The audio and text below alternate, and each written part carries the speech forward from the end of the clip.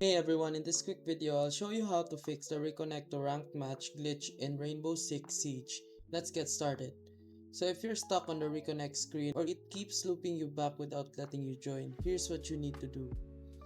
First, completely close Rainbow Six Siege. Don't just minimize it. Open Task Manager, look for any Siege or Ubisoft Connect processes still running. Right-click them and hit End Task.